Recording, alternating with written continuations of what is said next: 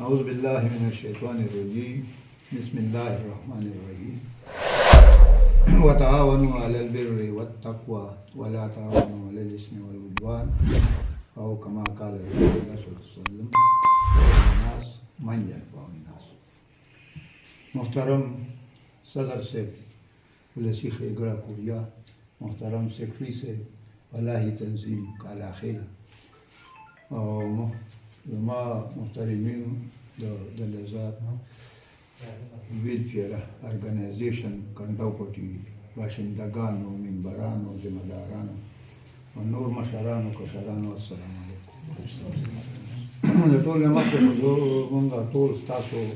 مشکور یو، تاسو شکریا ادا کوو چې تاسو دوله مونږ یو غټ ډېر لوی عزت راکړو او مونږ خو دلته راوستو، مونږ یو بل سره خپل خیالات او خپل سوچ او فکر دا یو کو یو بل څه لږه ډېره ماته ګوډه تجربه یې هغې نه ښه خبرې وایو نورې به پاتې نو او دا قدم هم داسې دی چې دا زما په خیال په خیر الناس من ينفع الناس په بنیاد باندې تاسو جوړ کړی او هغه نن د هغې باقاعده آغاز تاسو د دې دفتر نه مونږ ته چې راغلو نو مونږ ته پته ولګي تاسو نوره ښکلا پکې جوړه کړه د تا شکل یې ورکړو دا نور تنظیمونه ملګري راغله وروڼو یو تاسو ته مختصر یو دغه به کوم یو خو دا نظم چې څه ته وایي نظم او بیا تنظیم. نو دا تنظیم د نظم نه وتی دی. یو نظم دوه قسمه معنی دي. دا تعلیم یافته هلکان ناست دي، یو د شعر او د شاعرۍ په ژبه کې دي چې هغه لهر او بحر او دا یو شی په یو لین باندې او قافیه او ردیف او دغه بله یو دغه نظم. یو داسې نظم دی چې هغه په یو خاص طریقه باندې په سلیقه باندې په هغې باندې مونږ چې ورته دغه پیل وایو، لکه دا تسبیح دي دا په یو نظم کې چې کله دا په دې نظم نه ته جدا کړي او دا یو معراب ته لرې کړي نو دا به بیا یوه به داسې دي بله به هغسې دي بله به بل خوا دي، نو دا په نظم کې راغلي. او دا څوک چې دا کار دا نظم خوښول غواړي او په دې نظم باندې چلیږي نو دغې ته تنظیم وایي، دغې ته هغه ګروپ وایي. دا هغه ګروپ دی چې هغې به خپل صلاحیتونه، خپلې تجربې دا د دې انسانیت د خدمت لپاره په داسې نظم او په داسې طریقه باندې خپلې کړي چې خلکو ته پکې فلاح او خلکو ته پکې فایده ورسوي. الحمدلله تاسو هغه کار کړی، هغه تنظیم تاسو جوړ کړی دی. اوس هغه مخې ته چلول دغه تاسو ته به زه یو واقعه د یو ملګري او خپله به درته هم بیان کړم. مونږ چې کله یو د دې امبولینسو دا زموږ یو ارمان و په دې د شپې 2 بجې وې او په دې ډډ میرا کې نصیب روش خان دا نوم یو او د هغې یو کس نختر وایي او هرحال ډېر لویه واقعه ده خو مونږ نه ګاډۍ غوښتو نو زموږ په دې تحصیل کې ګاډۍ نو مونږ دا یو اراده یو سوچ راغی مونږ چې هغه د شپې هلته لاړو. ما سره یو وړوکی زوی مې و دا زبیر وړوکی و او مونږ په دې کټاکوټ کې اوسېدو. دې ما د لاسه ګوتې نه ونیو، د شپې رالو مونږ سره په ټول دغه کې دا یو امبولینس و، سعدالله خان استاد صاحب چیني دغه یو ګاډی او د شکور بابو صاحب دي مریض راوچت کړ او په ناټیانو کې راغی.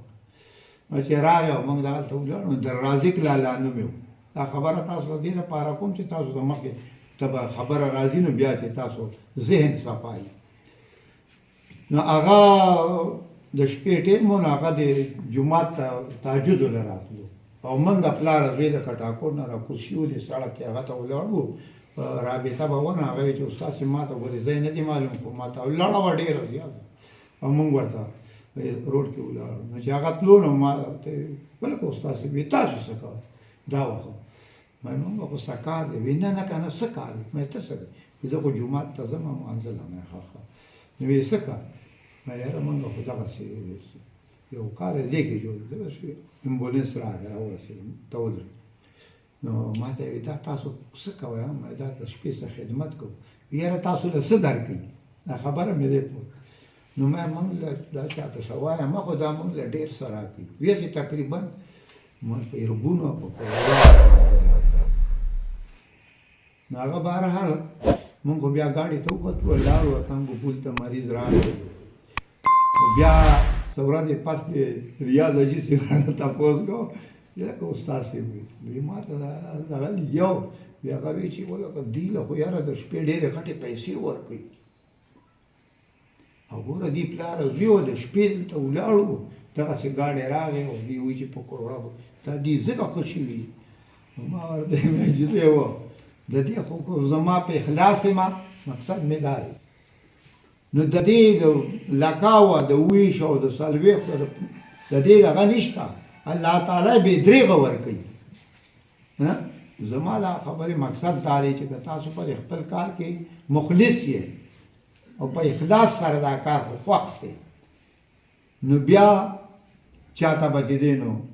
د چا په خبرو پسې به نه ځئ او د محمد رحمان ډاکټر صاحب خبره ما ورته ویل موږ چانده کوو موږ 3.5 میاشتې چانده کړله